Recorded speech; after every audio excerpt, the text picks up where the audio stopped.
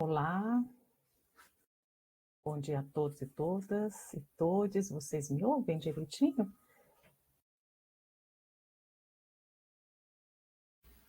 Sim, professora. Estamos ouvindo. Que bom, Antônio. Bom, então, não sei, havia um intervalo, né, de 15 minutos, eu acho que eu vou ser pontual para a gente não perder muito tempo, né? Bom, então, deixa eu ver se a quantidade de pessoas eu estava tentando acompanhar na aula anterior, mas eu acho que a gente vai começando e as pessoas vão chegando, tudo bem?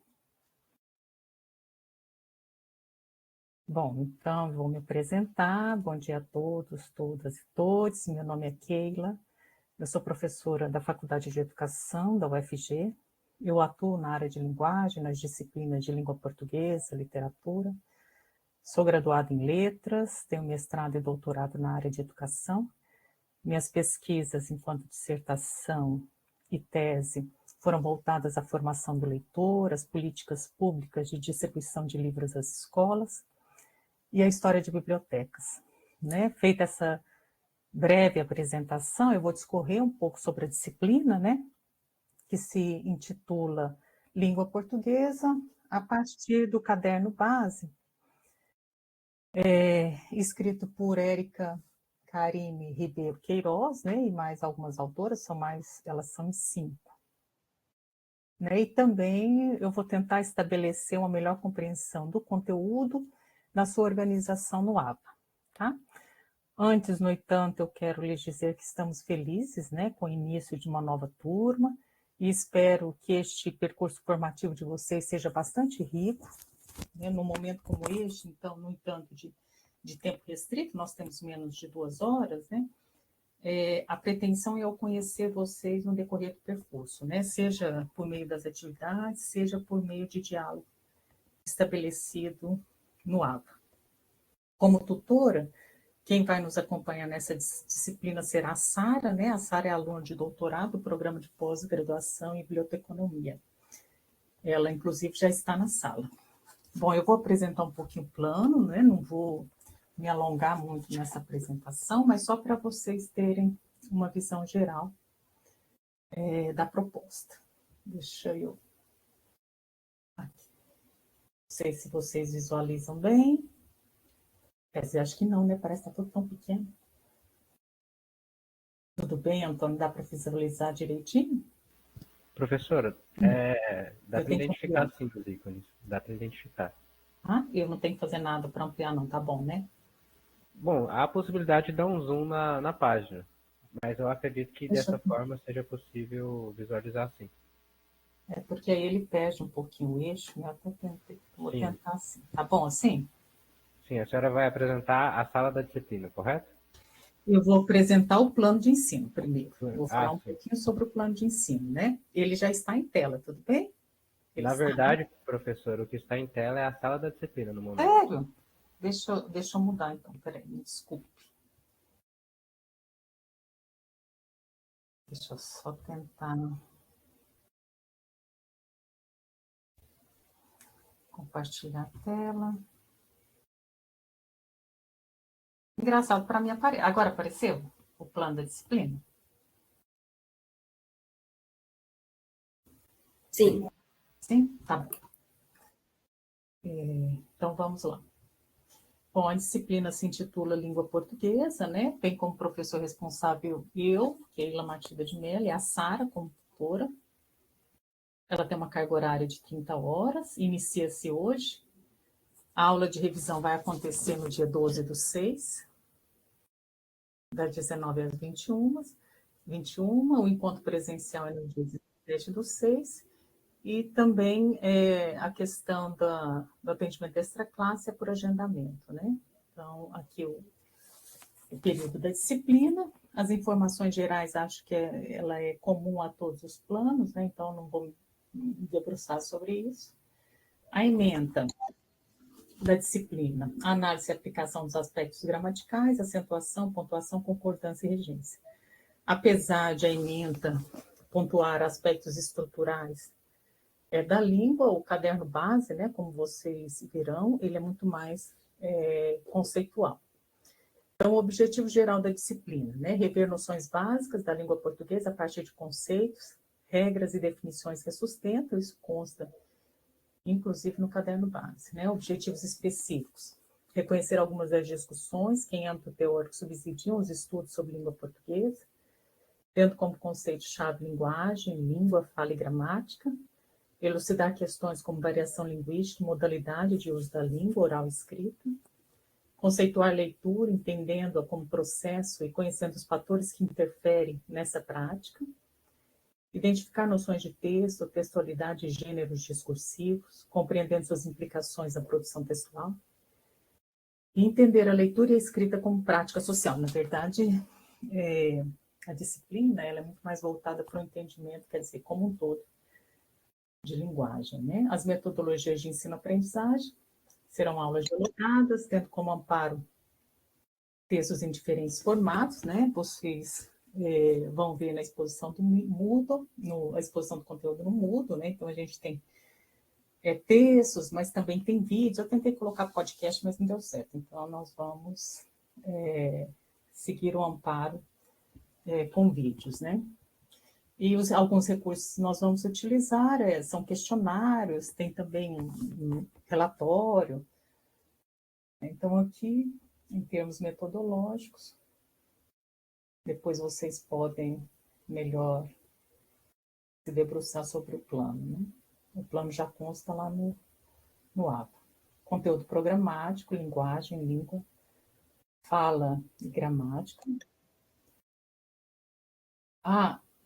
Deixa eu ver, o Fabiano perguntou que estava considerando a data de 14/6.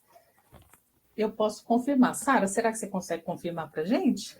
Mas se eu não me engano, acho que foi. Na verdade, é dia 14 de junho mesmo. 14 de junho? Tá bom, Isso. eu vou mudá-la. Essa é a aula de revisão, né? Então, deixa eu... E depois eu... A aula, no caso, ele está se referindo à aula presencial. Ah, tá, aula presencial. Ao Tá encontro presencial, a atividade encontro avaliada. presencial. Tá bom. Mas eu agradeço a observação. 14/6, né? Eu faço a troca do arquivo, né? O arquivo alterado só altera essa data, tá? Para vocês não se preocuparem. Bom, então, o conteúdo programático, linguagem, língua, fala e gramática, leitura, texto e textualidade e gêneros discursivos. Aqui a questão das atividades, a atividade avaliativa, ela ainda não está composta, né? Vai depender do andamento da disciplina. Eu até retirei, eu sei que a webconferência, ela inicia a disciplina, está, portanto, na unidade 1. Todavia, como ela envolve o conteúdo como um todo, eu acabei apartando ali da unidade 1. Mas na unidade 1, ela está dividida em 2 aulas, apesar de ela ter o mesmo tempo, né, de cumprimento das atividades. E a abordagem será sobre concepção de linguagem, língua, fala e gramática, né? Nessa unidade, as atividades serão, nessa unidade, um questionário curto, com 5 questões, e uma produção de texto também curta, né? De no máximo 4 parágrafos. Claro que se alguém quiser escrever mais que isso, não tem problema, né? Então, aqui os critérios de avaliação dessa unidade em relação às atividades propostas. Na unidade 2, cujo tema é leitura, vocês farão um relatório, né, porque vocês vão desenvolver uma experiência de mediação, eu vou explicar quando eu falar de modo geral do conteúdo. E os critérios de avaliação estão aqui pontuados, né? Eu não vou ler para a gente poder ter um tempo maior para trabalhar o próprio conteúdo. A unidade 3, ela está dividida em 2 aulas, né? Porque, na verdade, o livro base de vocês possui 3 unidades. E essa primeira aula, ela trata da questão do texto e textualidade e tem como atividade final um questionário. E daqui a pouco eu discorro sobre as atividades, tá bom? E a atividade 3 A unidade 3, gênero discursivo, que também tem como produto final um questionário. Aqui algumas referências, inclusive as que constam no PPC. E aqui as datas. Deixa eu diminuir um pouquinho. As datas do cumprimento e da realização dessas atividades. Tá? Então, com cumprimento das unidades, né, com a exposição das atividades. Bom, então eu vou apresentar o conteúdo de modo geral, e ao apresentar o conteúdo, eu exponho a questão da distribuição das unidades no AVA e também do que vai ser cobrado em cada unidade, tá bom? Bom, então o caderno base da disciplina é dividido em 3 unidades, como eu já disse, né, seguido de resumo, referência e atividade de aprendizagem.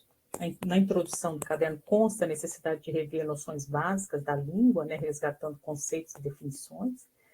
E ali ressalta-se que o estudo da língua, linguagem, é extremamente importante, pois é por meio da linguagem que interagimos com os outros, informando ou sendo informados, esclarecendo ou justificando nossas opiniões, modificando o ponto de vista de nossos interlocutores ou sendo modificados pelo ponto de vista deles, né? Então, o trecho já ressalta a importância da compreensão do conceito de língua-linguagem.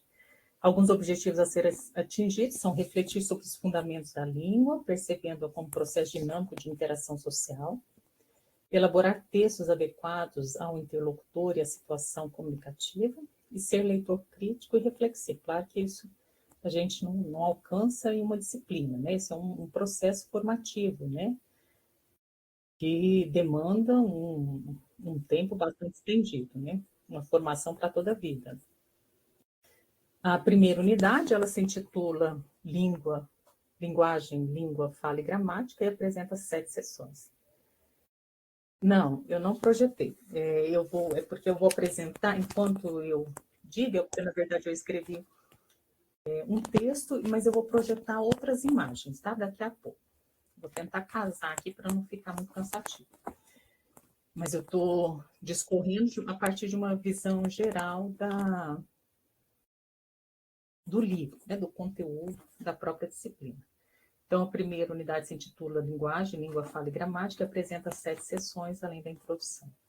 Apesar de a primeira sessão evidenciar que a língua é a expressão do pensamento, né, porque o livro vai, de algum modo, frisar isso, é possível, a partir dos estudos de Vanderlei Geral, de outros autores, como o Odilon Curado, que vai ser, inclusive, citado no vídeo, de amparo à teoria ali explicitada, eles afirmam que há 3 concepções de linguagem. A língua como reflexo da realidade, expressão do pensamento, né? Então, essa concepção, a parte do pressuposto de que quem não se expressa não pensa, ou ainda, quem não se expressa bem é porque não pensa bem, né? O entendimento nesse caso é que a linguagem se constrói no interior da mente e sua exteriorização é a tradução dessa expressão. Então, essa concepção de linguagem expressa o refletir do pensamento, né? Como se a linguagem fosse individual, um produto acabado, oriundo desse próprio pensar, né? O enunciar-se é considerado um ato individual que ocorre do interior para o exterior. Desse modo, essa concepção é vista como subjetiva ou subjetivista, ou mesmo expressão do pensar, né? Expressão do pensamento, como o próprio nome diz. Então, só voltando, né, para quem está entrando agora, eu estou falando de 3 em 2 telas. O que significa em 2 telas? Tá aparecendo alguma coisa, Leonardo? Eu não estou apresentando nada por enquanto, eu estou só falando sobre o conteúdo da disciplina. Daqui a pouco eu vou entrecruzar algumas imagens, vídeos, tá bem? Então, nesse primeiro momento da disciplina, o livro base discorre sobre concepções de linguagem. Então, a primeira que eu estou discorrendo é essa, né? A linguagem como reflexo da realidade, como expressão do pensamento. Ela é a mesma, né? Uma só. E aí eu tô tentando explicar um pouquinho sobre o que caracteriza essa concepção de linguagem, porque eu vou falar de três, tá? Então, se ela é expressão do pensamento, ela é individualista, monológica, porque parte simplesmente do sujeito, desconsiderando, por exemplo, o outro, né? No caso, o diálogo estabelecido entre os sujeitos, entre os textos. Né? O texto é entendido como modelo adequado do bem falar e do bem escrever. Isso para quem sabe falar e escrever, né? Porque o falar e escrever não pode ser de qualquer jeito. Esse bem falar e bem escrever é baseado na gramática normativa, né? O que seria a gramática normativa? A gramática que prescreve normas de funcionamento da língua. Então, tudo que se difere disso é considerado erro. Essa concepção, por exemplo, ela desconsidera a variação linguística, né? Que é um assunto que nós iremos ver ainda nessa unidade. Outra concepção de linguagem é a linguagem como código independente, como instrumento de comunicação. Né? Então, ela evidencia um sistema e suas regras combinatórias, está vinculada a elementos como emissor, receptor, código, mensagem. Não sei se vocês se lembram, no ensino médio, em livros do ensino médio, há muita a defesa por essa concepção. A língua é vista a partir de uma organização interna que tem como objetivo transmitir informações. Né? O código deve ser de domínio dos falantes, usado do mesmo modo, convencionado pela eficácia da comunicação. Né? Não sei se vocês já tentaram refletir sobre isso, né? Se é possível, de fato, transmitir uma informação em sua inteireza. Né? Nessa relação entre emissor e receptor. Né? Essa concepção é uma concepção existente e defendida, né? Essa concepção de linguagem defende a língua como código, mais especificamente como conjunto de regras que possuem um funcionamento interno, e por ela é possível transmitir uma mensagem que transita de um emissor a um receptor. Então, se nós pensarmos agora que eu estou falando, né, teoricamente, estou discorrendo teoricamente sobre concepções de linguagem para se pensar a questão da língua portuguesa, se eu parto dessa concepção, tendo em vista que eu sou o emissor e vocês os receptores, então tudo que eu transmitir vai ser entendido, né? Pressupõe, né? A partir dessa concepção. E a gente sabe que não necessariamente é isso, né? Porque eu estou dizendo que vocês necessariamente estão entendendo. Né? Mas essa concepção parte dessa ideia, né? De que a informação ela é transmitida, né? Então, de algum modo, ela é captada pelo receptor. Né? Essa concepção de linguagem defende a língua como código, como conjunto de regras que possui funcionamento interno, e por ela é possível transmitir uma mensagem que transita, então, de um emissor a um receptor, como já foi dito.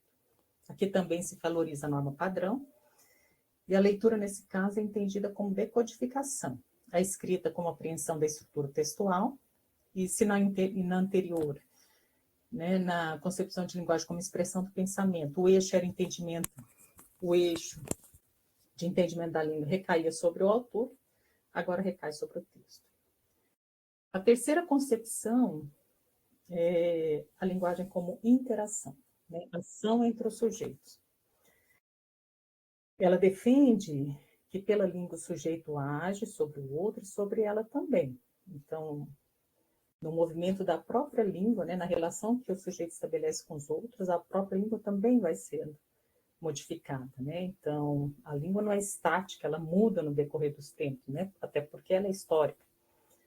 Então, isso significa dizer que a língua não está pronta e acabada, não está limitada a uma gramática normativa, cabendo ao sujeito usá-la simplesmente, decorando, por exemplo, regras, né? Como talvez, não sei como é que foi a formação de vocês, mas a minha formação, por exemplo, partia dessa concepção de decorar regras, né? Mas ela não defende isso, né?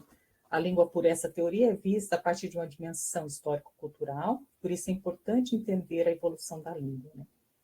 Por essa concepção, ler e escrever não supõe simplesmente identificar o que o autor quis dizer ou o que o texto disse. É muito mais do que isso, porque pelo texto, o sujeito estabelece diálogo com o outro, e esse diálogo não é simplesmente face a face. Então, nesse momento que eu estou conversando com vocês, né? por essa teoria, as palavras que eu imito, né, as palavras que eu escolho, a forma como eu digo, tudo isso interfere no sentido, né? Não só isso. Eu não vejo vocês, mas vocês me veem. Então, há toda uma construção de sentido que pressupõe um entendimento de quem eu sou, da forma como vocês me veem. Então, quer dizer, a construção de sentido não se dá simplesmente na emissão de palavras, né? Palavras, frases, é muito mais do que isso, né? Toda palavra é carregada de sentido. E ela também é prende resposta, né? Bom, por essa teoria,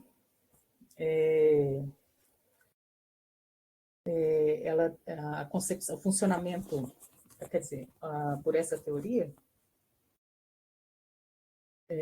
o uso da língua pressupõe negociação de sentidos. Vocês vão ver no vídeo, separado para essa disciplina, isso, né? Um diálogo entre a professora Beth Pratt, o entrevistador, e ela vai, inclusive, discorrer sobre essa questão de que o diálogo, não só face a face, né? Que eu posso dialogar comigo mesma, né? Eu mesma sou meu interlocutor. Então, esse diálogo é muito mais do que emissão de palavras, né? A leitura e a escrita, em tal caso, são práticas ligadas à produção de sentido. Desse modo, eu preciso pensar em algo para além da língua, algo que alcance uma dimensão extralinguística, ou discursiva, né? O primeiro vídeo que vocês assistirão na disciplina, ele trabalha essas três concepções e dá destaque à linguagem como interação. Nesse vídeo, a professora Beth Bright defende que a linguagem está sempre ligada a um tempo, a um espaço, a um posicionamento do sujeito no mundo. Essa linguagem é utilizada por um sujeito histórico, num tempo preciso, numa situação precisa, projetando um certo interlocutor, mesmo, como eu disse, eu mesma sendo esse interlocutor. Então, se nós pensarmos que quando, por exemplo, né, quando você, mesmo numa relação de maior afinidade, né, quando você pede para o seu companheiro ou sua companheira para fazer uma compra de supermercado e cujo costume é você quem faz. Então, você faz a lista de supermercado, mas já projetando o seu interlocutor, que é o seu companheiro ou companheira, você tem que descrever melhor essa lista, onde encontrar, por onde passar, porque senão a pessoa não consegue encontrar as coisas, ela não tem a rotina de fazer isso, né? A experiência de fazer isso com frequência. Então, a mesma coisa para nós, né? Quando a gente faz uma anotação e que a gente fica com medo de esquecer, a gente vai pontuar várias coisas para tentar não esquecer. Então, a gente já pensa, já pressupõe em toda a escrita ou leitura um certo auditório social, um certo público, né? Quando eu organizei essa fala, como eu não conheço vocês, né? Mas eu imaginei, eu conversei com a Sara antes, e já é costume, né, no sentido assim, de outras experiências, sobretudo na faculdade de educação, de a gente lidar com alunos que têm feito outras graduações, né, então têm voltado, alunos que já ficaram muito tempo sem estudar, estão voltando agora, né, então é um pouco pensando nesse público que eu construo o texto. Né? Lembrando que eu também não defendo a concepção de linguagem como transmissão de informação, porque eu acredito que a linguagem é, sim, produção de sentido. Não quer dizer que eu estou dizendo, tudo que estou dizendo vai ser compreendido por vocês, né? Então, todo diálogo, ele é marcado por diferentes discursos, né? Então, pela minha fala, talvez não porque nós estamos conversando teoricamente, né?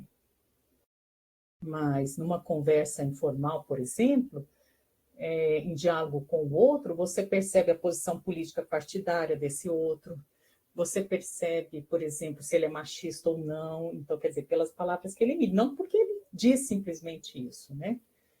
Mas toda a linguagem, né, a forma como ele se expressa, a forma como ele se constitui, né, na sociedade, define esse lugar, né, de onde ele fala.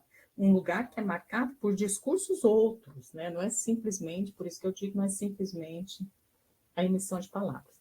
Quando a gente pensa, por exemplo, nas primeiras palavras que uma criança aprende, por exemplo, mãe, ela não é simplesmente uma palavra, né? Ela já vem carregada de sentido, né? Então, por exemplo, quando eu retomo para mim a ideia de mãe, eu penso na questão da afetividade, eu penso na questão da acolhida,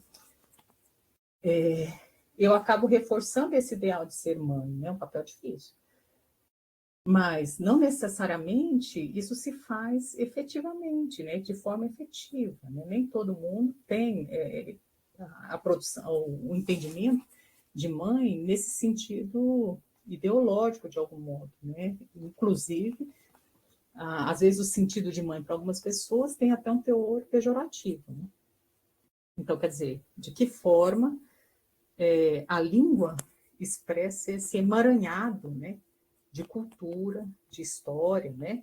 Claro que se nós pensarmos em termos sociais, uma pessoa que tem uma visão pejorativa de mãe, ela é contrária a uma perspectiva ideológica, né, defendida na sociedade, que a mãe é puro amor, né? Que a gente sabe que não é isso, né? Mas estou dizendo como que as palavras, elas são carregadas de sentidos históricos e ideológicos, não é ideológico partidário, né? Pode ser também, mas não nesse caso. Então, a linguagem como interação, que é a terceira concepção de linguagem, como produto vivo da interação social, é baseado nos estudos de Mikhail Bakhtin. Para esse autor russo, o dialogismo constitui a linguagem. Esse é o dialogismo, né? O que eu disse para vocês quando a gente pensa na palavra mãe, né? A quais discursos eu faço adesão e a quais discursos eu refuto. Então, o vídeo que ilustra essa discussão irá mostrar a fala do professor Fiorin, né? Que aponta que todo o discurso é inevitavelmente ocupado, atravessado pelo discurso alheio. O enunciador, para constituir um discurso, leva em conta o discurso de outrem, que está presente no seu. Por essa concepção, não é possível pensar a linguagem desvinculada da relação dialógica entre o eu e o outro. Então, ela não é simplesmente uma palavra dicionarizada ou uma palavra presente numa gramática sem se pensar o uso, né? Lembrando que o diálogo não pressupõe simplesmente uma conversa consensual, né? O diálogo sempre pressupõe um movimento de tensão no sentido de negociação de sentido, né? Dialogar também significa refutar, não simplesmente aderir, né? Mas a refuta também nos constitui, claro. A linguagem como interação significa ação entre duas pessoas, numa troca em que o meu dizer já é marcado pelo outro. Mas não é simplesmente o outro efetivo, né? É ele também, mas é mais que isso. Né?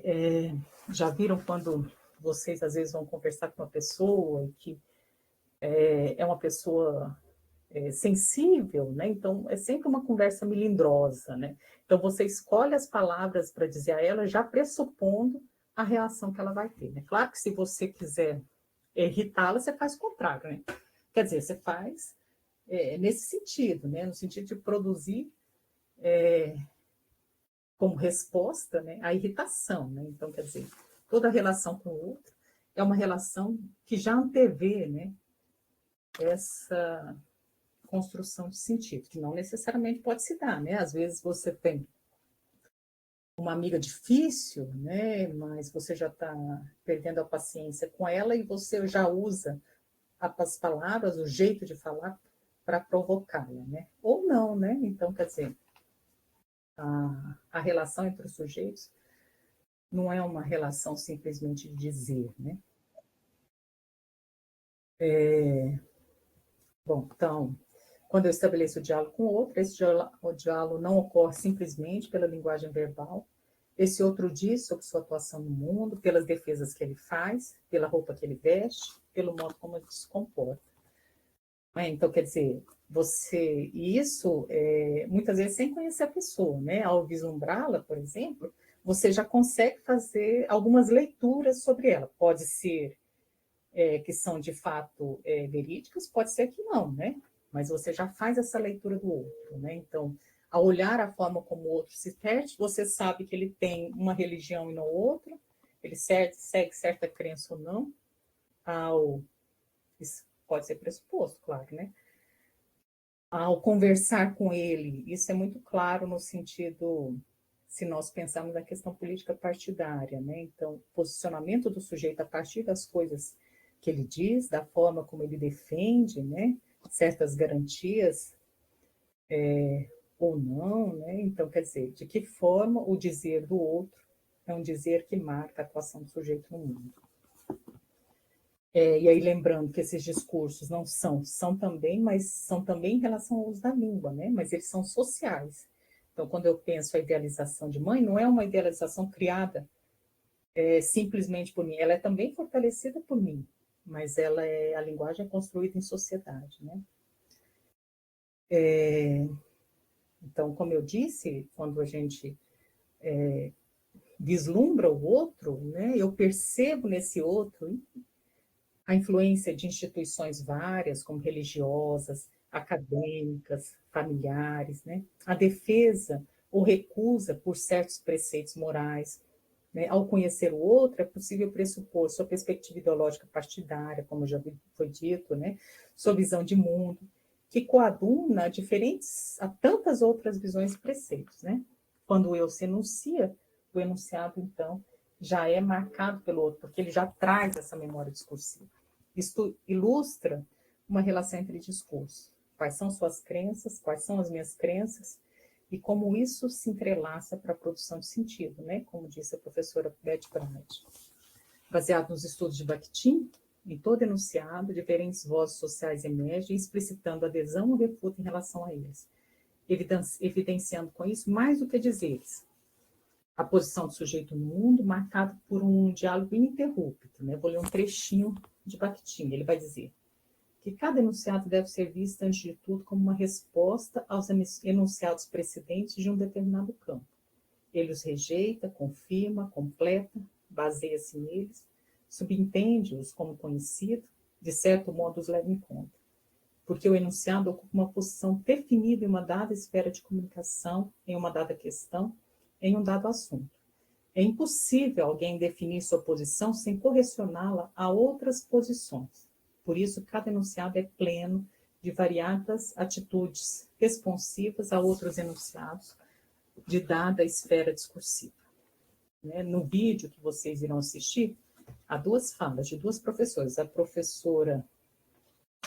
Tudo bem, Antônio. A professora Beth Brad e a professora Maria Inês Campos. E ela tenta apresentar um pouquinho dessa discussão sobre interação no sentido de recuperação de discurso, né? Tanto de recuperação ou anunciação de discurso ou pressupostos de discurso que é onde vir. Segundo ela, um texto nunca é isolado, apartado, ilhado, né? Não podendo ser pensado por ele mesmo. Como exemplo, ela cita o poema E Agora José, de Carlos Drummond de Andrade, e ela recupera um pouco desse tempo histórico, desse poema, vocês vão assistir ao vídeo, e contrapõe ao poema contemporâneo Drummondana, de Alice Ruiz. Vou mostrar esse poema para vocês.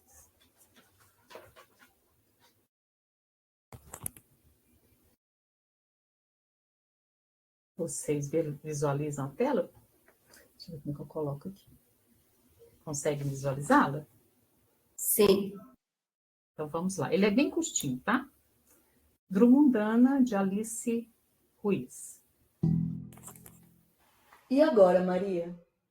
O amor acabou, a filha casou, o filho mudou, o teu homem foi para a vida que tudo cria, a fantasia que você sonhou apagou, a luz do dia. E agora, Maria? Vai com as outras, vai viver com a hipocondria. Bom, deixa eu voltar aqui para a sala.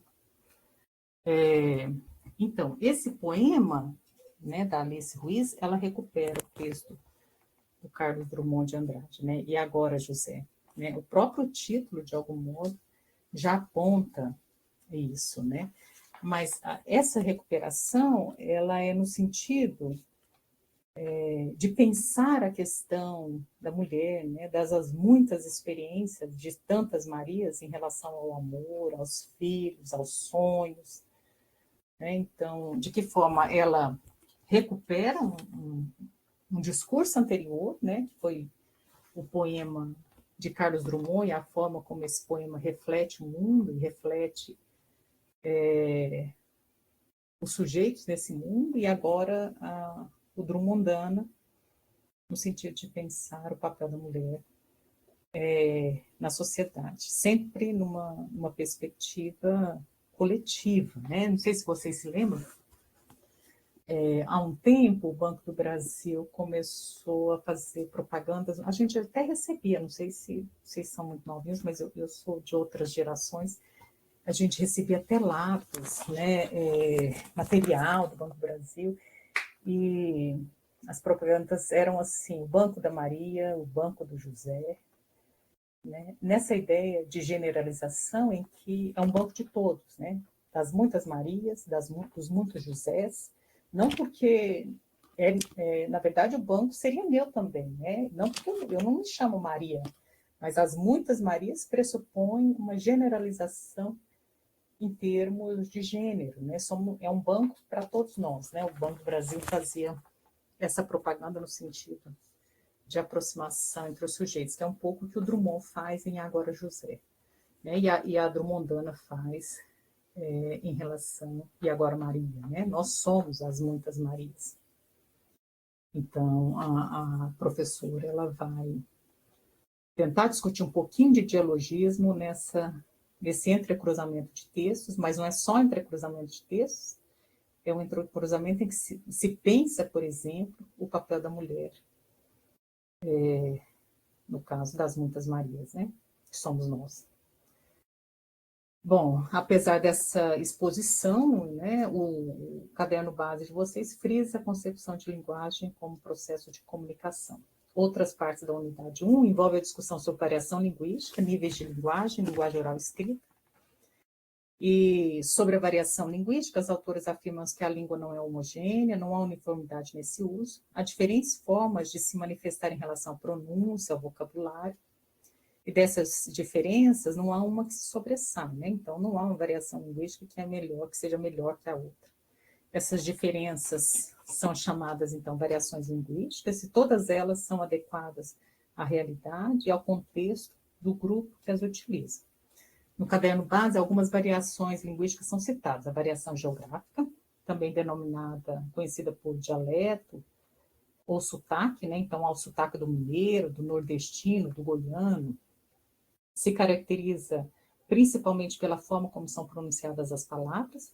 Em termos fonéticos, por exemplo, é possível citar o S chiado do carioca, o R puxado do goiano, a fala cantada do mineiro, né? Novela faz, quer dizer, eu há muitos anos não assisto novela, mas a novela fazia isso, né? Ela trazia a questão dos estereótipos de maneira pejorativa, né? O mineiro sempre era apresentado de maneira pejorativa, eu sou mineira.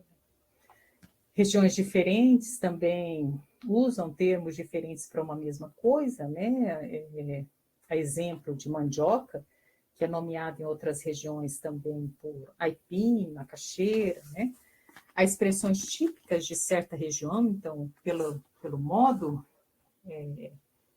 de uso da fala, né, você consegue identificar, olha como a oralidade expressa certa identidade, né? A escrita não, a escrita já é mais homogeneizada, né?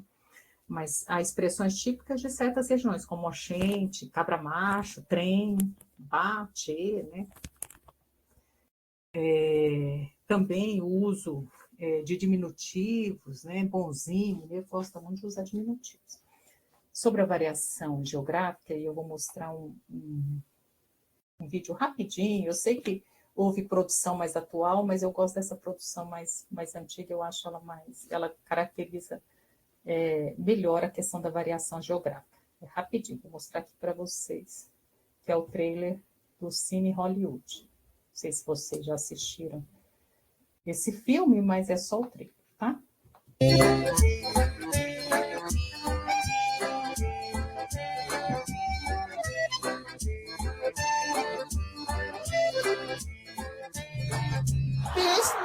lugarzinho longe. Esse lugar aqui, a área de ser a vista mais escavoador no Brasil. Pense no cabra. Francis Wellington. Francis Leite. Nome cearense mesmo. Uma esposa graciosa. Pelo menos bife do Oião. O nome disso é Uva. Agora pense numa aventura estrambólica. Que pode ser a nossa Hollywood.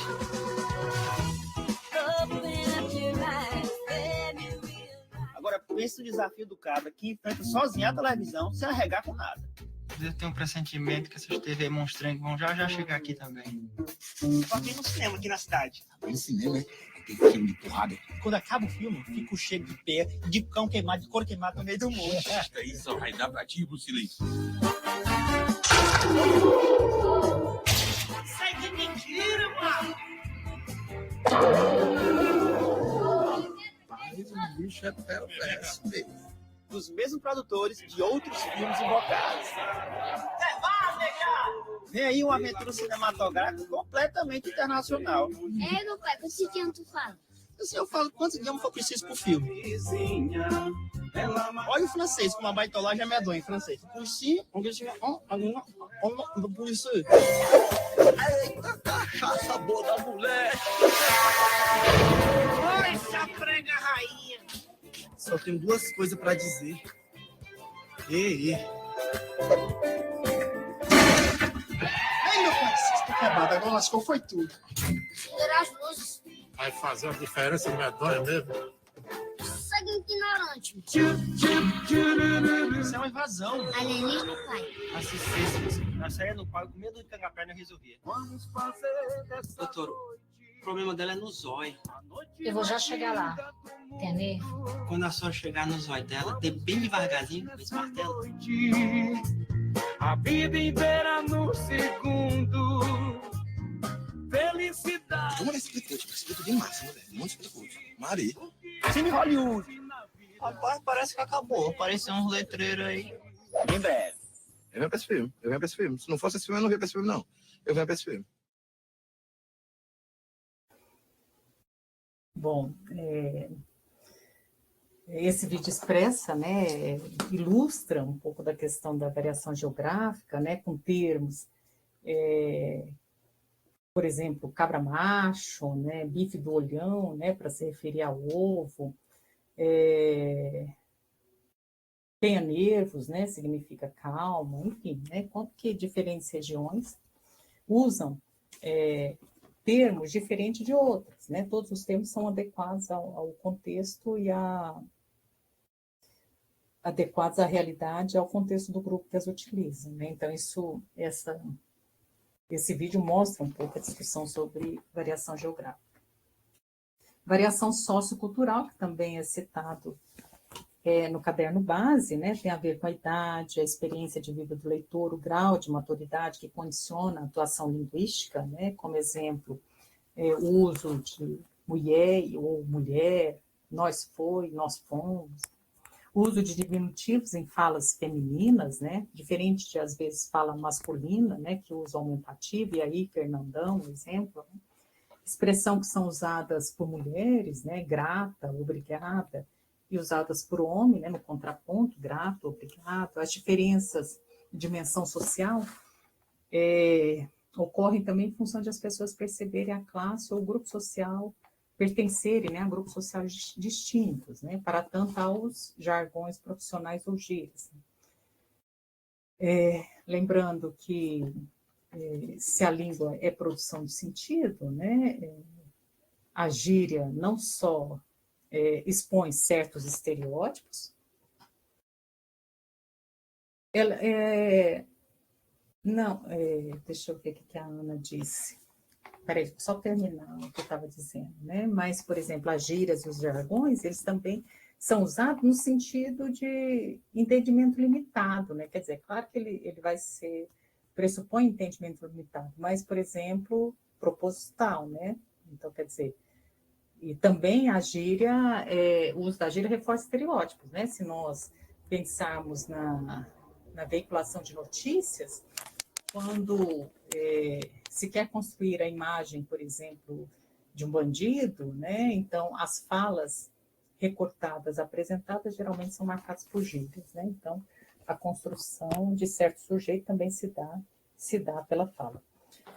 O texto não, quer dizer, eu estou seguindo o livro, o caderno base, né?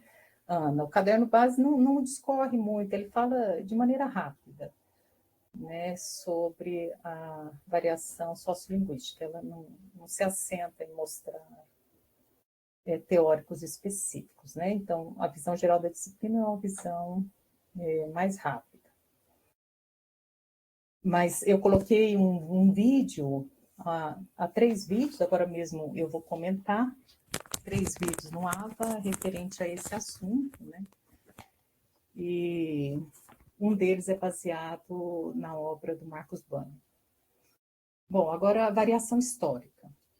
A variação histórica, né, ele evidencia, né, palavras, ela evidencia a história da própria língua, né, explicitando palavras em desuso, palavras que mudam de significado, outras que são criadas, né, questão do neologismo, né. Eu vou passar um vídeo só para a gente ver um pouquinho essa questão da variação histórica. Aqui, nós não vamos assistir ele todo, tá? Não precisa se preocupar, são citados, são 2 textos, a gente vai ouvir só o primeiro. Antigamente, de Carlos Drummond de Andrade. Teremos um texto de Carlos Drummond de Andrade chamado Antigamente, que ilustrará como a linguagem vai se modificando através dos tempos. Antigamente, as moças chamavam-se mademoiselles. Eram todas mimosas e muito prendadas. Não faziam anos. Completavam primaveras, em geral 18. As pessoas, quando corriam, antigamente, era para tirar o pai da forca, e não caíam de cavalo magro. Algumas jogavam verde para colher maduro, e sabiam com quantos paus se faz uma canoa. O que não impedia que, nesse entrementes, esse ou aquele embarcasse em canoa furada. Os mais idosos, depois da janta, faziam 1 quilo, saindo para tomar fresca. E também tomavam cautela de não apanhar sereno. Os mais jovens, esses iam ao animatógrafo, e mais tarde ao cinematógrafo, chupando balas de alteia. Ou sonhavam em andar de aeroplano, os quais, de pouco siso, se metiam em camisa de 11 varas, e até em calças pardas. Não admira que dessem com os burros na água. Se mandavam seus respeitos a alguém, o portador garantia-lhes: farei presente. Outros, ao cruzarem com o sacerdote, tiravam o chapéu exclamando: louvado seja nosso Senhor Jesus Cristo, ao que o reverendíssimo correspondia: para sempre seja louvado. E os eruditos, se alguém espirrava, sinal de defluxo, eram impelidos a exortar: Dominus tecum. Embora sem saber da missa metade, os presunçosos queriam ensinar Padre Nosso ao vigário, e com isso metiam a mão em cumbuca. Era natural que com eles se perdesse a tramontana.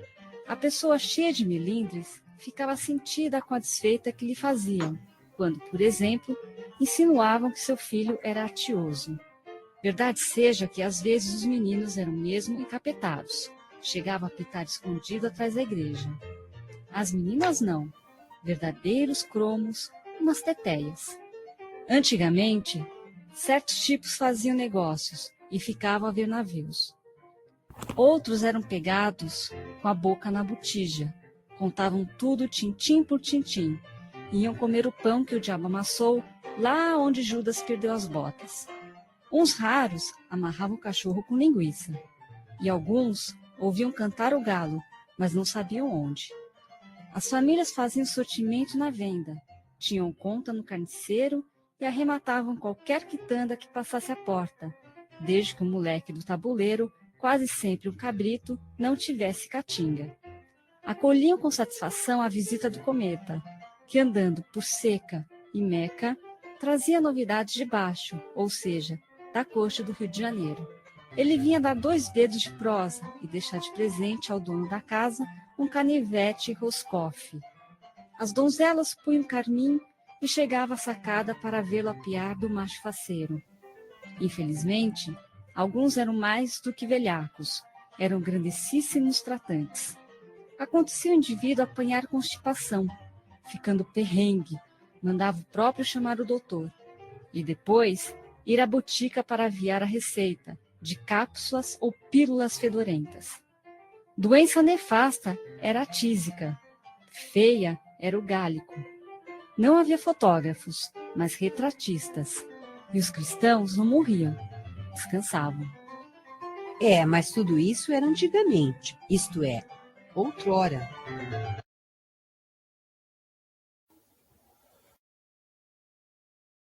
Bom, acho que esse poema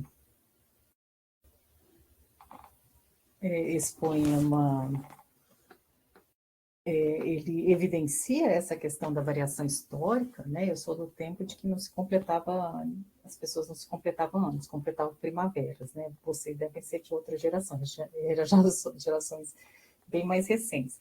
Essa questão da variação histórica, ela é engraçada, porque muitas vezes os termos que a gente usa com os filhos, eles até assustam, eles falam, mãe, nem existe isso mais, né? Por exemplo, quando a gente acha uma pessoa bonita, que a gente diz, né, nossa, que pão, né? Nem existe isso mais, né? Então, muita gente nem compreende. Você também é das minhas, Elza, nós somos do tempo da primavera, né? Não se completavam anos, se completavam primaveras. Bom, enfim, então, a variação linguística expressa, a variação histórica expressa isso, né? A evolução da língua, né? Algumas palavras que caíram em desuso, mas não quer dizer que elas caíram em desuso, que elas não são usadas, né?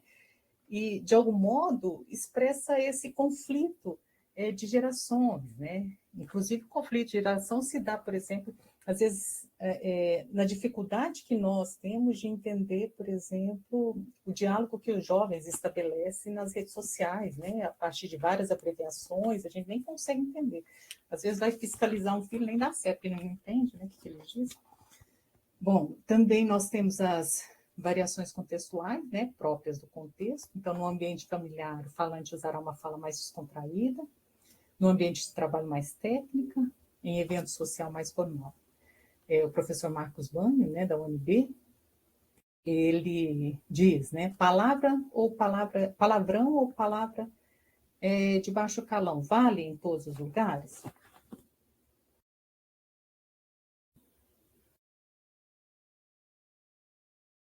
Agora mesmo eu olho...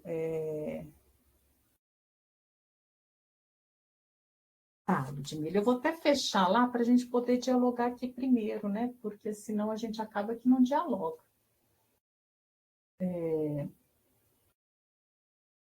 Deixa eu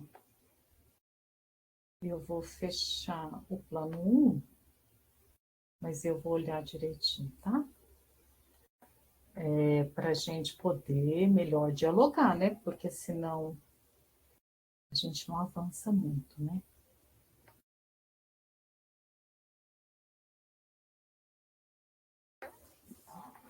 Apesar que eu conferi ainda todas aquelas questões, mas eu vou falar sobre as atividades, tá? Daqui a pouco, depois que a gente avançar um pouquinho no conteúdo, mas eu vou voltar.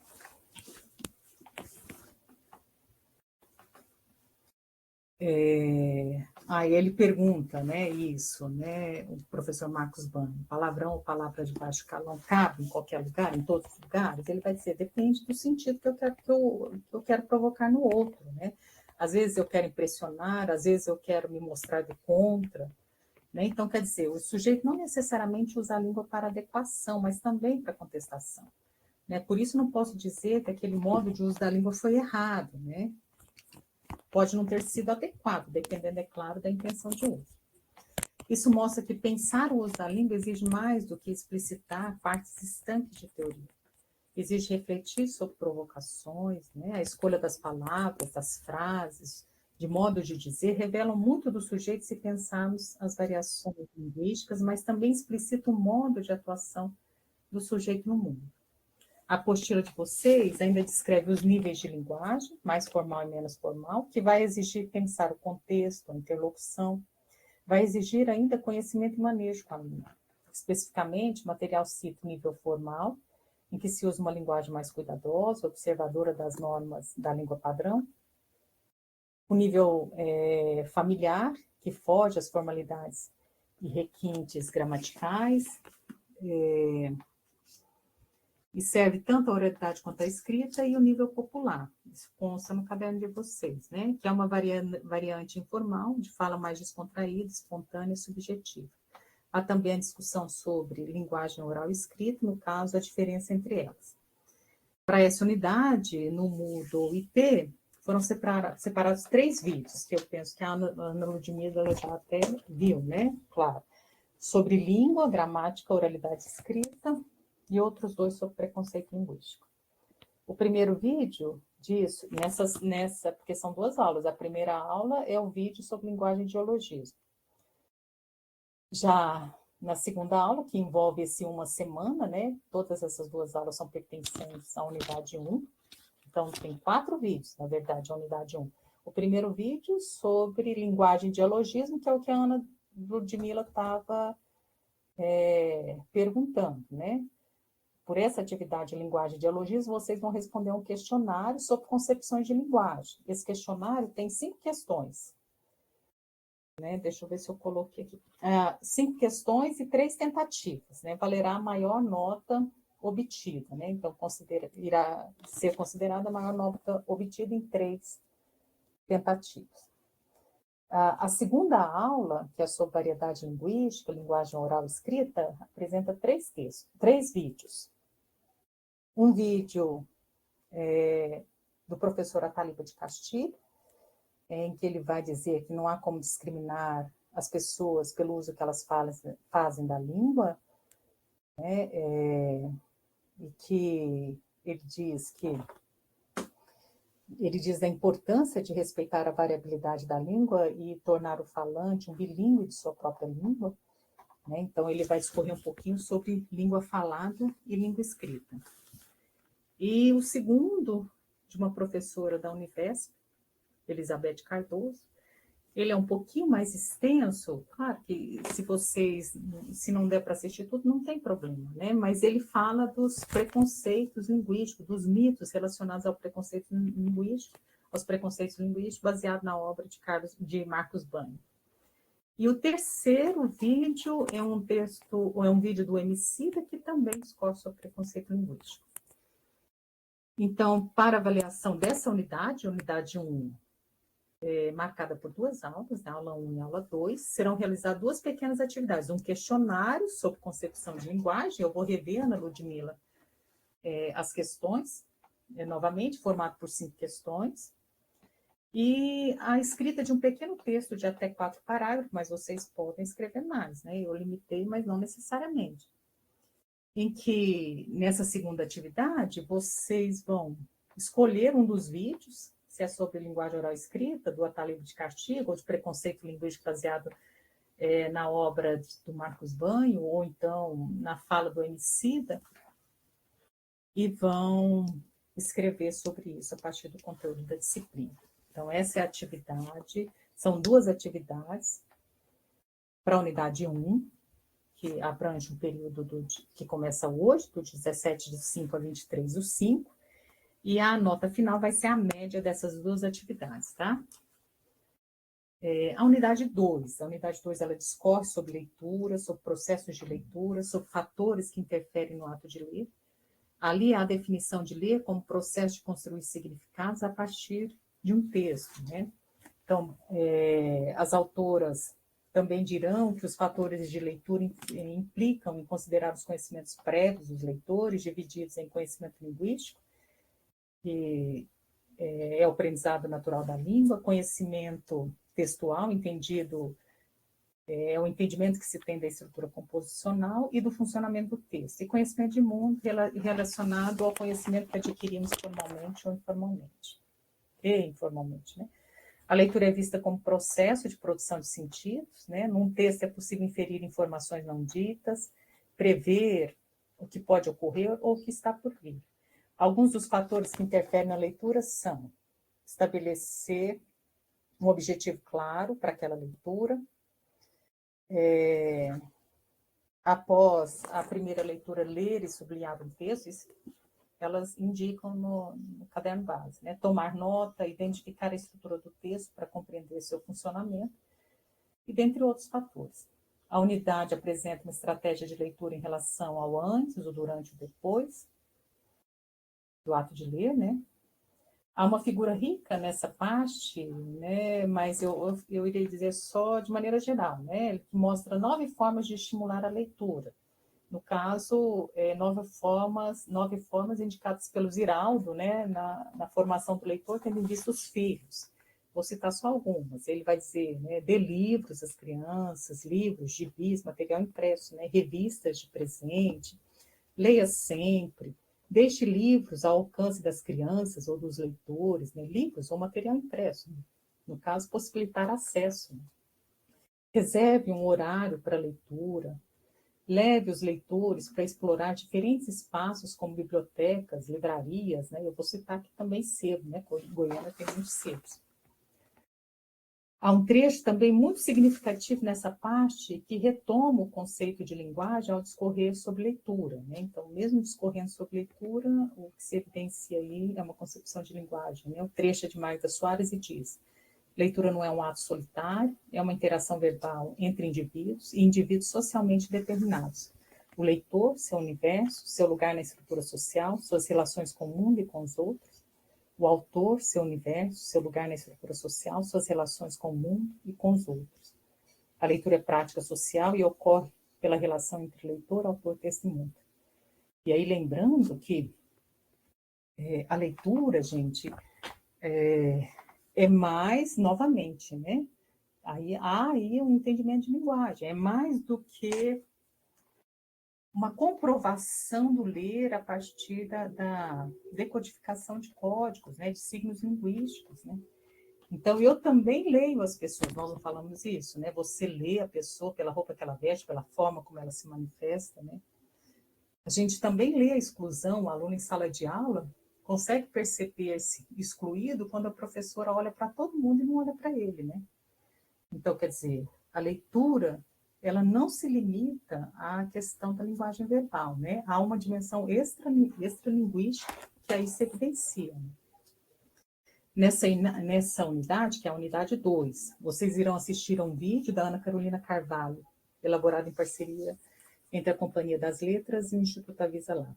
Esse vídeo defende a conversa em torno da leitura, no caso, a leitura literária, né? Vocês, como mediadores de leitura, esse vídeo para vocês é bem significativo. Então, essa defesa, a conversa em torno da leitura, ocorre porque os leitores, segundo ela, quando leem, eles falam sobre os livros, eles indicam leitura, eles compartilham sentidos, né? E ao fazer isso, eles compreendem melhor o que leem. Desse modo, a conversa em torno do livro amplia os sentidos construídos da leitura. Para Carvalho, conversar sobre a leitura, né, sobre os livros lidos, ajuda a ler melhor, porque a conversa aguça os sentidos e amplia também os horizontes, né? Quando você conversa sobre os livros, né, às vezes percepções outras se evidenciam na fala do outro leitor, né, não vistas por você, né? E ela vai dizer que, para isso, para conversar sobre leitura, é preciso saber escolher uma boa obra, né? E ela vai dizer, né, essa escolha deve recair por narrativas que provoquem os leitores, narrativas com finais abertos, com personagens complexos, contraditórios, que dialogam com outras histórias, né? Lembra do poema da Drummondana, né? Dialoga com o poema de Drummond. Que estabelece o contraponto de histórias conhecidas, né? O avesso dessas histórias, que apresentam ilustrações desafiadoras, no caso que sejam obras pouco previsíveis, né, que deixam espaço para o leitor atuar.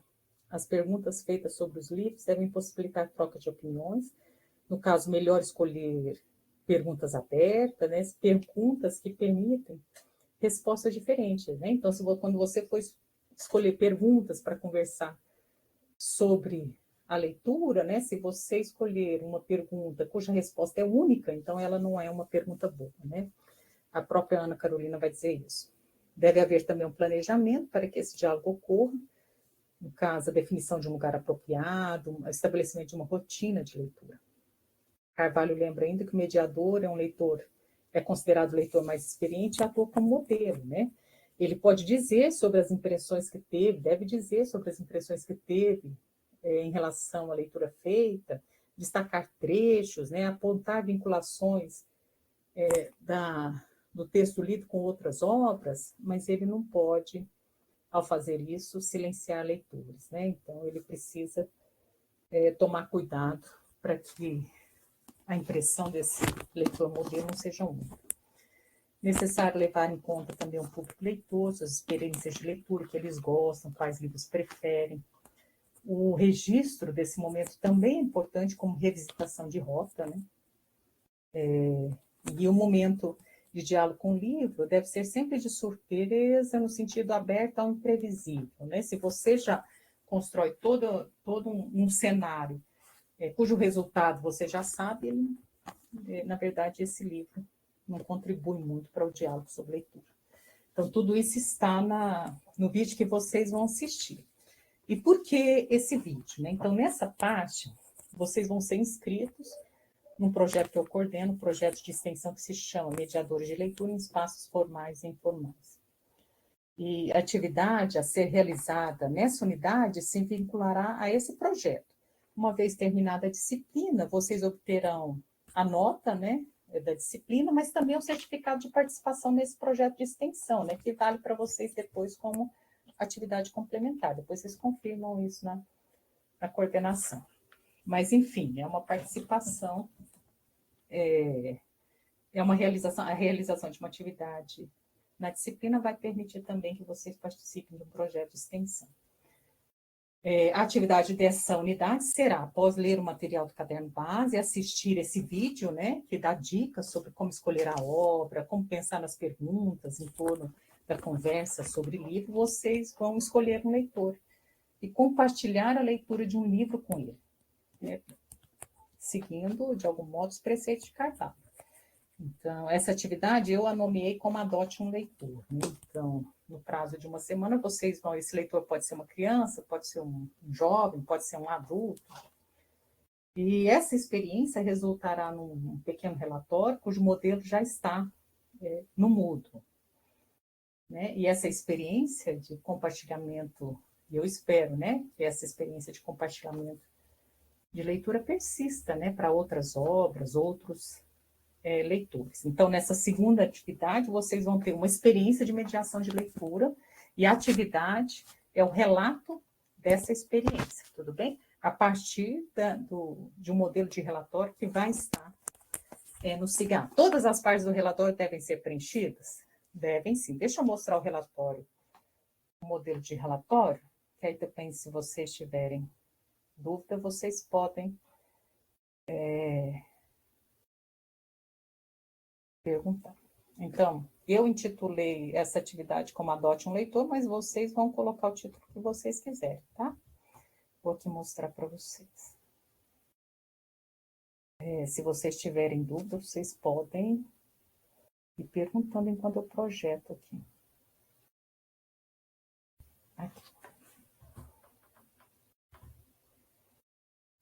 Parece que não está dando certo. Deu, né? Vocês conseguem?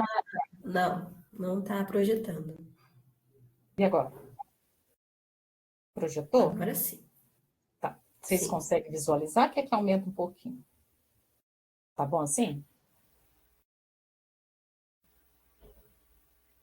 Olha, esse é o modelo de relatório. Gente, meu sobrenome é Matida mesmo, para vocês não errarem, porque muita gente escreve como Matilda, mas é Matida, tá? Vocês vão colocar o nome, a turma, o polo. Eu intitulei essa atividade como Adote um Leitor, mas vocês vão dar o título que quiserem. O local de realização, onde foi feita essa mediação de leitura, a data e o turno. O participante era uma criança, não precisa citar um nome não, tá, gente? É uma criança, é um adulto, é um jovem. O livro literário escolhido, qual livro foi, tem que ser livro literário, tá? E há uma diferença entre livro literário, livro informativo, livro acadêmico, né? Então, literário tem em vista a questão, ele é um livro de ficção, né? Pode ser um conto, não vai dar, né? Tem que ser pode ser um conto, um romance curto, enfim, vocês podem partilhar, por exemplo, não um livro inteiro, você pode compartilhar um capítulo, por exemplo, de Torto Arado, sei lá, que você gosta muito, né? Porque vocês vão falar sobre essa experiência de leitura. Torto Arado é lindo, né? Também aquele outro livro, Salvar o Fogo, é maravilhoso, né? Então, você pode escolher um capítulo de um livro, né? Aí você coloca aqui, tá? Eu coloquei livro literário, aí você descreve, que é o capítulo tal do livro tal.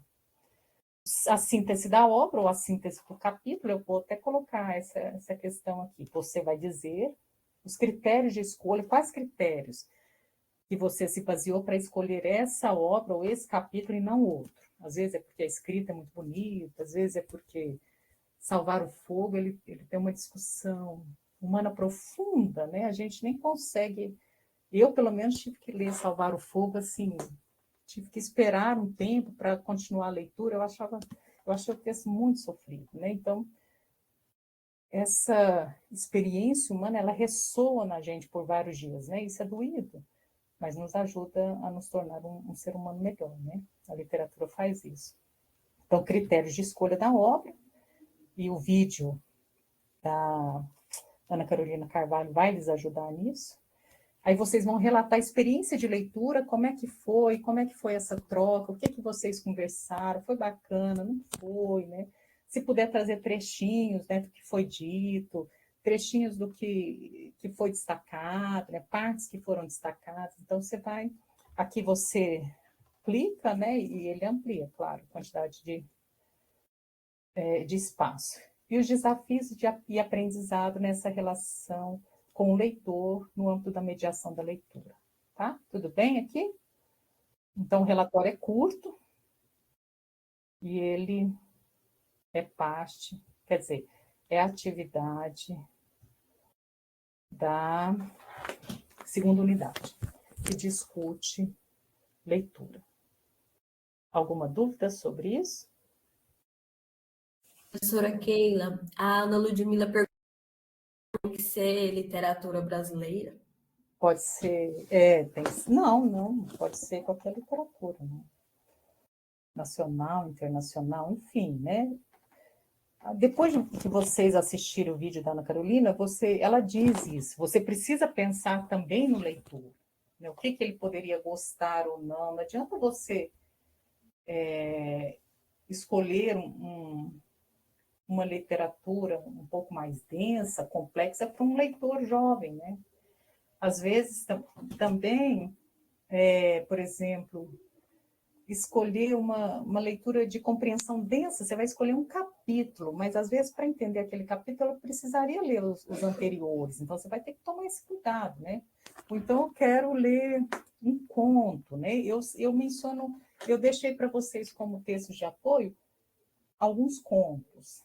Tem da Conceição Evaristo, né? Tem aquela obra que é muito bonita, né? Da Marina Colasanti, né? Para se pensar a questão da intertextualidade, que é... esqueci o nome agora, mas eu vou citar agora mesmo.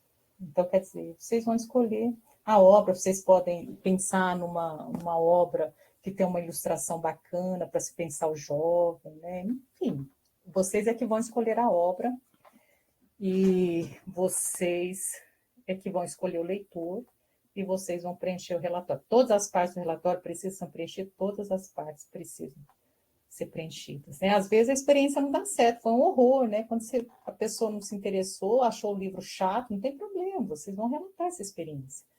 Isso acontece também. Às vezes eu gosto muito de um livro e não necessariamente o leitor escolhido vai gostar, né? Então, bom, essa é a proposta. Pode manter, né? Mas se quiser, essa ideia de adotar um leitor é, na verdade, como continuidade. É para você não abandonar esse leitor. Inclusive, estabelecer relação com outros leitores, né? Que esse é o nosso papel enquanto formação de leitores. Então, você pode escolher obras, por exemplo, que lhe tocam de algum modo, né? Eu sempre escolhi obra para contar em sala de aula, mesmo para contar com meus filhos, obra que me tocava muito. Né? Aquele livro de contos, Venha Ver o Pôr do Sol, da Lígia Fagundes Telles, tem cada conto lindo. Né? Então, contos tristes, né? Profundos, contos sofridos, né? Mas muitos outros autores também têm, né? E capítulos de livros. Eu lembro que eu conheci de fato Dom Casmurro quando uma amiga leu para mim o capítulo das tranças, né? Nossa, eu achei lindo, belíssimo. Então, quer dizer, já era de algum modo um livro conhecido, porque a escola trabalhava, né? Mas não conhecido no sentido de desejo, né? Então, essa relação da mediação, ela é muito importante porque ela instiga o desejo, né? E é isso que eu acho que o mediador precisa fazer. Então, tudo bem. A segunda unidade está bem tranquila, né? Escolhem um livro, dizem sobre o livro, compartilham esse livro com algum leitor e relatem essa experiência de leitura. Bom, a terceira unidade, que é a última do livro, mas ela, para você, está dividida em 2 aulas, como foi a primeira unidade. Só que 2 aulas em tempo diferente, né? Que a unidade 1, ela tinha 2 aulas no mesmo tempo. A data de entrega da atividade 1, ela é do dia 24/5 a 30/5, então vocês já vão projetando, né? Quem tem dificuldade quem não tem muito livro literário em casa, pode pedir emprestado na escola. Eu fiz isso muito quando eu mudei para Goiânia, né? Não, pode ser só um capítulo, né? Não tem jeito de ser A Hora da Estrela, o livro todo, que é só um momento de compartilhação de leitura, né? Então, escolhe um capítulo, né? Um capítulo que não seja, talvez, muito extenso, não sei, dependendo do leitor, né? Mas pode, sim, ser um capítulo de A Hora da Estrela. Dificuldade de acesso ao livro, eu ia muito nas bibliotecas, né? Eu ia em biblioteca escolar, pedia à diretora para ficar lá, né? Porque eu precisava conhecer acervos da biblioteca, e as escolas deixam você entrar, elas não deixam você levar. Depois, quando eles passam a confiar, você consegue até levar, mas antes disso. Então, eu li muitas obras literárias com os acervos da própria escola. Eu não trabalhava lá nem nada, mas eu pedia para estar lá. Também de universidade, eu também frequentei muito a biblioteca da UEG, eu também não era professora na época, que eu já fui professora da UEG, mas é um espaço aberto, né? Então, você pode encontrar livros em diferentes lugares. As bibliotecas escolares têm um acervo muito bom, porque nós tivemos um programa de leitura que iniciou em 1989, sei lá, e ele foi interrompido no governo Temer, né? Então, houve todo um processo de distribuição de livros a partir da seleção estética dessas obras e que estão nas bibliotecas. Lembrando que o livro a ser escolhido não é um livro informativo, então, um livro que fala sobre dragões, não. Fala sobre as plantas, não. É um livro literário, tá? Se vocês quiserem, eu posso até indicar um podcast para distinguir o que é um livro literário de outros. Né? Não é um trecho da Bíblia também, é livro literário, tá bom? Então, a terceira unidade, no caderno base, discute. Então, vou falar agora da terceira unidade, tá? Texto, textualidade, gênero, discursivo. No mudo, houve divisão em 3 aulas, em aula 3 e aula 4, né? E a proposta de entender texto e textualidade, e na aula 4, gênero discursivo. Na discussão sobre texto, as autoras pontuam 2 acepções. A primeira, o texto é toda e qualquer manifestação da capacidade textual do ser humano, manifestada na música, em filmes, em escultura, em poemas. E também uma segunda acepção, o texto não se define pela quantidade de palavras, mas por sua textualidade, ou seja, pela possibilidade de ser entendido como unidade significativa global que advém de uma real situação comunicativa. Ela cita o exemplo, por exemplo, de uma lista de supermercado, né? E uma lista de palavras, simplesmente, eu passo assim, tá, Ingrid? Começadas com CH. Então, somente a primeira a lista de supermercado advém de uma situação real comunicativa, né? As autoras acrescentam ainda que não é a extensão que caracteriza um texto. Então, se nós pensarmos, por exemplo, a palavra pare no trânsito, né, para controle de trânsito, ela é texto, né? Ela advém de uma situação real comunicativa. Se eu pensar na palavra silêncio em hospitais, presente em hospital, ela também advém de uma situação real comunicativa. Então, quer dizer, o texto não se caracteriza simplesmente pelo quantitativo de frases e palavras. Então, segundo Costa Val, o texto deve ser entendido como ocorrência linguística, falada ou escrita, de qualquer extensão, dotada de unidade sociocomunicativa, semântica e formal. O texto reflete e refrata marcas peculiares da situação enunciativa na qual ele foi engendrado. Ou seja, o texto reflete, o texto expressa traços do sujeito que enuncia, representações sociais reiteradas nas esferas sociais, aspectos sócio-históricos, implicações temporais e espaciais no contexto no qual se efetivou a interação social. Para se configurar texto, é necessária a textualidade. Aí o caderno base vai mencionar alguns aspectos da textualidade, né? Coesão, coerência, intencionalidade, aceitabilidade, situacionalidade, informalidade e intertextualidade. Nessa parte, vocês irão... Aí ela discorre sobre... O livro base vai discorrer sobre esses fatores. Nessa parte, vocês irão refletir sobre 2 textos literários. Um de um autor anônimo, que consta num livro da Irandé Antunes, Lutar com Palavras, Coesão e Coerência, e o outro do poeta Ricardo Ramos. Os textos disponibilizados no Moodle possibilitarão a vocês refletirem sobre esse assunto, texto e textualidade. Não no sentido ordeiro, né, de entendimento teórico, mas a contrapelo disso, né? Eu vou ler o primeiro texto, só para a gente entender um pouquinho essa questão do contrapelo. O texto, ele não tem título, ele é bem curtinho. E eu vou narrá-lo agora. Subi a porta e fechei a escada. Tirei minhas orações e recitei meus sapatos. Desliguei a cama e deitei-me na luz. Tudo porque ele me deu um beijo de boa noite. Então, esse é um poema de um autor anônimo que consta nesse livro Lutar com Palavras, Coesão e Coerência. Então, se nós fôssemos refletir friamente sobre esse texto, ele parece que não tem coerência, né? Subiu a porta, fechei a escada, tirei minhas orações, recitei meus sapatos, desliguei a câmera e deitei-me na luz, tudo porque ele me deu um beijo de boa noite, né? Então, apesar de ele aparentar incoerente, ele não é incoerente, né? Porque ele traduz o efeito de um beijo, né? Capaz de desconcertar, de embaraçar, de confundir, de provocar sensações contraditórias e intensas, né? Então, olha o sentido bacana do texto, né? Então, esse é um poema, né, para instigá-los nessa discussão, ele vai estar no Moodle. O outro é o de Ricardo Ramos. Eu vou mostrar esse aqui do Ricardo Ramos, é porque o outro eu não consegui achar na internet. Peraí, o de Ricardo Ramos é esse aqui. Circuito fechado. Deixa eu compartilhar com vocês. Circuito fechado, Ricardo Ramos. Chinelos, vaso, descarga. Pia, sabonete, água, escova, creme dental, água, espuma, creme de barbear, pincel, espuma, gilete, água, cortina, sabonete, água fria, água quente, toalha, creme para cabelo, pente.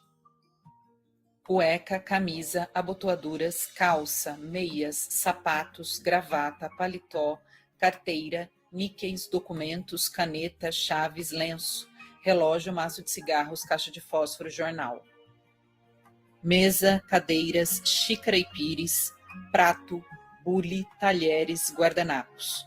Quadros, pasta, carro, cigarro, fósforo, mesa e poltrona, cadeira, cinzeiro, papéis, telefone, agenda, copo com lápis, canetas, blocos de notas, espátula, pastas, caixas de entrada, de saída, vaso com plantas, quadros, papéis, cigarro, fósforo, bandeja, xícara pequena. Cigarro e fósforo, papéis, telefone, relatórios, cartas, notas, vales, cheques, memorandos, bilhetes, telefone, papéis, relógio, mesa, cavalete, cinzeiros, cadeiras, esboços de anúncios, fotos, cigarro, fósforo, bloco de papel, caneta, projetos de filmes, xícara, cartaz, lápis, cigarro, fósforo, quadro negro, giz, papel, mictório, pia. Água, táxi, mesa, toalha, cadeiras, copos, pratos, talheres, garrafa, guardanapo, xícara, maço de cigarros, caixa de fósforos, escova de dentes, pasta, água. Mesa e poltrona, papéis, telefone, revista, copo de papel, cigarro, fósforo, telefone interno, externo, papéis, prova de anúncio, caneta e papel, relógio, papel, pasta, cigarro, fósforo, papel e caneta, telefone, caneta e papel, telefone, papéis, folheto, xícara, jornal, cigarro, fósforo, papel e caneta, carro. Maço de cigarros, caixa de fósforos, paletó, gravata, poltrona, copo, revista, quadros, mesa, cadeiras, pratos, talheres, copos, guardanapos, xícara, cigarro e fósforo. Poltrona, livro, cigarro e fósforo, televisor, poltrona, cigarro e fósforo, abotoaduras, camisas, sapatos, meias, calça, cueca, pijama, espuma, água, chinelos, coberta, cama, travesseiro.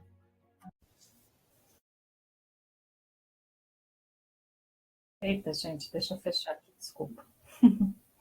Bom, esse poema do Ricardo Ramos, né? Então, se nós fôssemos pensar a questão da coesão, elementos coesivos, não consta elementos coesivos, né? Mas ele prende sentido, no sentido de dizer do dia, né, de um homem de negócio, né, desde o raiar do dia à finalização desse dia, né, então ele é composto por substantivos, simplesmente, né, então isso para nos ajudar a pensar essa discussão sobre coesão e coerência.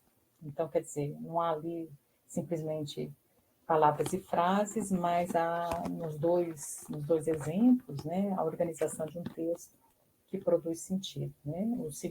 O primeiro, apesar de aparentemente não ter coerência, e o segundo, por não apresentar elementos coesivos. Bom, a última, nessa unidade, deixa eu ver aqui de aquela, a unidade 3, que é dividida em 2 aulas, vocês responderão a um questionário sobre o assunto, né? O questionário vai ter que ser respondido do dia 2 ao dia 6, do dia 2 do 6 ao 8 do 6, mas eu vou falar sobre eles agora mesmo. A última aula envolve a discussão sobre gêneros discursivos, né? Há um texto de Bakhtin e, como exemplo, há um prefácio do Milanese, presente no livro A Casa das Invenções. Esse prefácio, apesar de ser um prefácio, de estar ocupando o lugar de um prefácio no livro, ele se constitui como um bula, né? Então, ele se constitui de fato como um bula, mas na verdade ele é um prefácio. Então, salutar destacar que a língua se efetiva por gêneros discursivos, e daí o texto do Bakhtin é muito importante, porque ele vai dizer que os gêneros são enunciados concretos e únicos e atendem a certa esfera da comunicação discursiva. Os gêneros são constituídos por estilo, estrutura composicional e tema, são ainda classificados como primários e secundários, né? O primeiro está vinculado à oralidade, o segundo está atrelado à escrita, mas eles não são apartados, né? Eu posso encontrar num gênero secundário como um romance, um gênero primário como um bilhete, né? Então, tem muitos romances que fazem isso, né? Que trabalham um diálogo, por exemplo, eu encontro num romance. Então, também é preciso entender que os gêneros são formas relativamente estáveis de enunciado, exemplo, o prefácio, né, como uma bula, mas ele ocupa o espaço de prefácio. Então, eles são relativamente estáveis, o que significa dizer que o gênero não está dado, não segue o modelo tal como é apresentado, já que ele é relativamente estável, como já foi dito, né? Entender o gênero exige ainda pensar 3 eixos: produção, circulação e recepção. Então, o uso da língua por gênero sofre influência quando eu penso onde é que ele vai circular, quem será o público que irá lê-lo, tudo isso influencia, por exemplo, nas escolhas que eu faço, né, das palavras. A professora Beth Bright, que é do primeiro vídeo, ela tem um artigo que reflete, que busca mostrar um pouquinho isso, né, a questão de se pensar o gênero nessa relação produção, circulação e recepção. Então, ela, como exemplo, ela cita uma placa de trânsito. Havia uma placa de sinalização numa época em que a Avenida Liberdade estava interditada.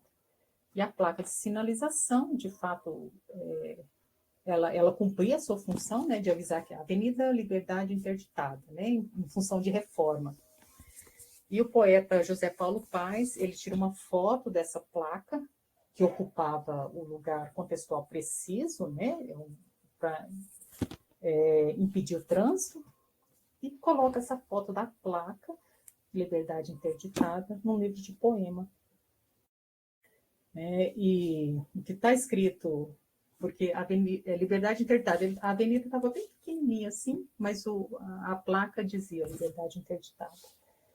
E ao ocupar essa placa, ao ocupar um livro de poema, ela recupera memórias, né, de interdição, memórias discursivas de interdição. Afoga o estúdio, não consigo gravar com muita gente. É para mim? Memória discursiva, né, de interdições. Então, quer dizer, nesse sentido, a produção, a placa, que num primeiro momento era de interdição de trânsito, ela passa a circular num outro espaço, que é agora num livro de poema. A recepção, então, dessa placa agora no livro de poema é outra, né? Ela será recepcionada pelos leitores de poesia. Então, aí nós vamos ver de que forma essa circulação interfere nessa recepção, né? Então, circulação, recepção e produção interfere na produção do sentido dos gêneros. Enfim, nessas duas aulas, elas estão separadas por aula, mas pertencem à unidade 3, que é a última do caderno base. A atividade será um questionário. No primeiro questionário, que é sobre textualidade, vocês terão a chance de responder 2 vezes, prevalecendo a última nota. No segundo, tem a possibilidade de responder 4 vezes, e a nota mais alta equivalerá. Ainda no Moodle, textos de apoio, na verdade, textos para reflexão, né, mas que fazem jus ao que foi discutido, ao que está sendo defendido, a linguagem em sua dimensão dialógica, a linguagem enquanto recuperação discursiva, né? Então, toda a disciplina é voltada a isso. Então, ali serão colocados, já estão, né, colocados contos como A Moça Tecelã, de Marina Colasanti, exemplificando um dos aspectos da textualidade, que é a intertextualidade, né? E ali para vocês refletirem de que forma o conto, esse conto já é bastante conhecido, mas ele é muito lindo, né? Ali se estabelece um diálogo entre textos, né? Entre as narrativas maravilhosas, entre a mitologia grega, né? Mas recupera também o papel da mulher na sociedade, né? No sentido de tecer a própria vida, né? Tecer e destecer a própria vida, né? A autonomia da mulher. Então, a Moça Tecelã é um texto muito lindo e consta lá como texto de reflexão e texto de apoio. Depois, há um vídeo, um outro vídeo com a narração do conto Olhos d'Água, de Conceição Evaristo. Então, para vocês ouvirem, ele vai ser narrado, né, numa tentativa de finalizar a disciplina, melhor exemplificando a linguagem em sua dimensão extratextual, né? Então, um texto muito lindo. E também tem um outro que diz, um outro texto que diz, ler devia ser proibido. É um texto de Guiomar de Gramonte, em que se flagra a questão da ironia, né? Então, esses 3 textos, que são considerados textos de apoio, eles são usados, não são de leitura obrigatória, mas eu penso que, pela riqueza que eles possuem, pela forma como eles abordam a realidade, pelo sentido humano profundo que eles veiculam, eles merecem ser lidos, né? Com certeza, eles tornarão, como a Elza disse, uma disciplina mais leve, né? Então, se vocês quiserem um momento de cansaço, ouvem, né? Escutem a narração de Olho d'Água, leem A Moça Tecelã, né? Com certeza, a disciplina e o dia de vocês, apesar de intenso, né? Vai ser mais leve. Bom, essa é a proposta, né? Eu estou aberta à discussão, acho que foi a Ana, já disse para eu rever o questionário, eu irei fazer isso, Ana, ainda hoje, enquanto vocês finalizam as demais disciplinas. Estamos à disposição, eu e a Sara, para diálogo, para esclarecimento de dúvidas, e eu espero que vocês tenham um sábado, né, muito rico e proveitoso, e que gostem muito do curso. A unidade 1, está tudo ali, está tudo no plano de ensino. Eu preciso mudar a data, né, do plano de ensino, uma data que o Antônio pontuou como que está incorreta, mas é assim. A primeira, porque parece muita coisa, mas não é não, tá, gente? A primeira unidade, a disciplina é formada por 4 unidades. A primeira unidade começa hoje e vai até o dia 25 do 5, tá? Então, são 2 atividades nessa primeira atividade, nessa primeira unidade.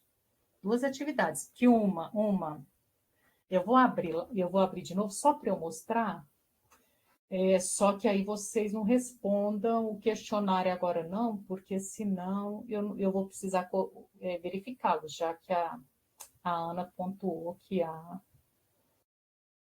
eu vou abrir todo o curso e vou apresentar rapidamente aqui para vocês, tá? Deixa eu ver se...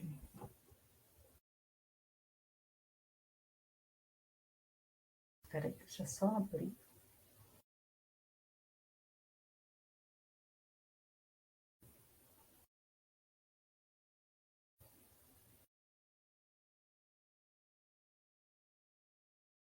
Aí depois eu...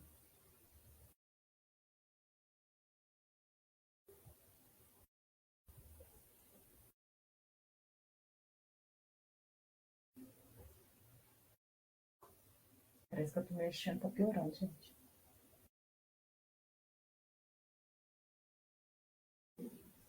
Espera aí, só abrir na página. Não sei se é a internet.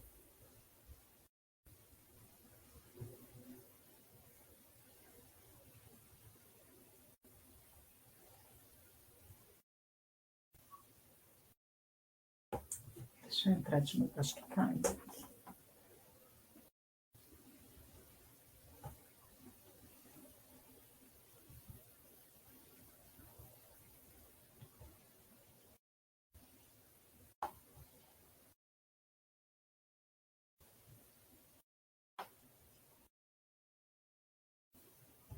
Se vocês quiserem colocando pergunta, enquanto eu abro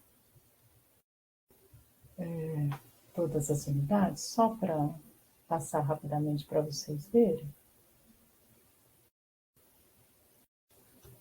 podem ir pontuando aí, tá?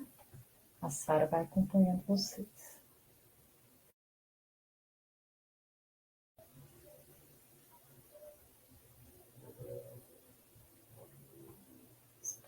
E alguns parece que nem consigo disponibilizar, gente. Então, vou mostrar só a unidade.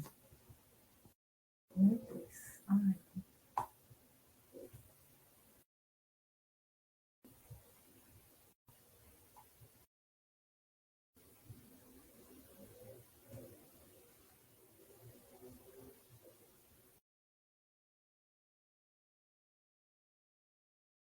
Você consegue visualizar isso, Sara? Você está conseguindo visualizar? Não está projetando. Tá, eu vou projetar aqui, mas é porque eu não estou conseguindo nem abrir, mas... Deixa eu ver se eu consigo. Vou projetar agora. Vamos ver o que a gente consegue mostrar aqui, que eu estou apanhando esse.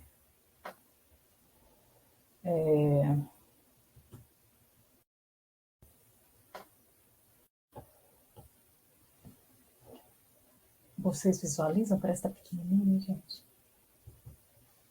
Mas vocês podem visualizar aí, né, do Moodle de vocês. Então, aqui.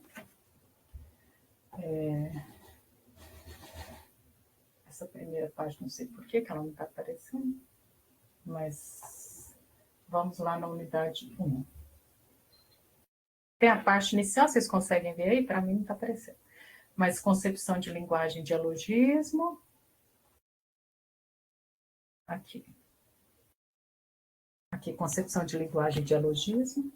É a unidade 1. O vídeo que eu disse, da Beth Bright, que vai discutir isso.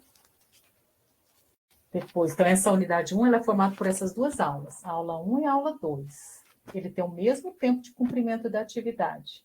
A aula 1 tem o primeiro vídeo da Beth Bright, e o segundo, e a aula 2 são esses 3 vídeos, né, que falam um sobre a língua falada e 2 sobre preconceito linguístico. Então, na primeira atividade, que tem só o mesmo prazo, dia 7 a 25/5, vocês vão responder a um questionário de 5 questões, aqui relacionada a essa discussão sobre linguagem de dialogismo, e nessa mesma semana vocês vão escolher um vídeo, um só, tá?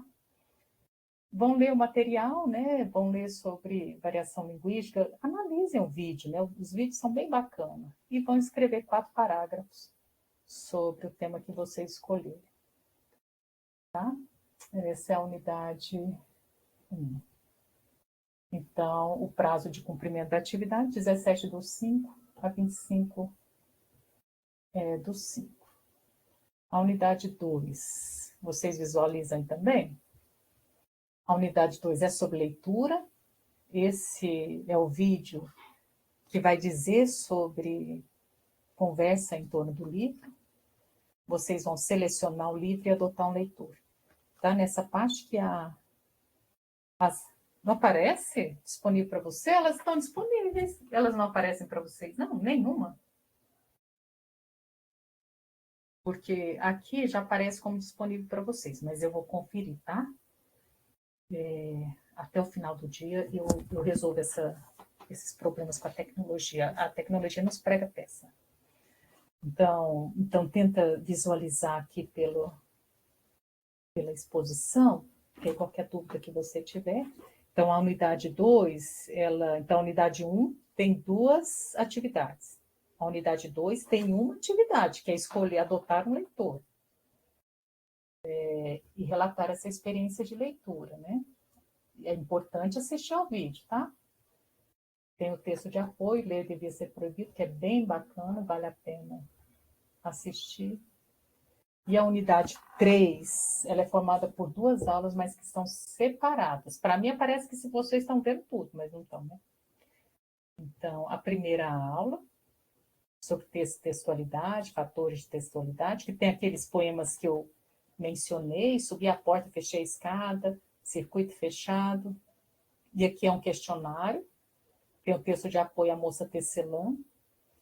E a outra aula, só que esse é um prazo de 2/6 a 8/6.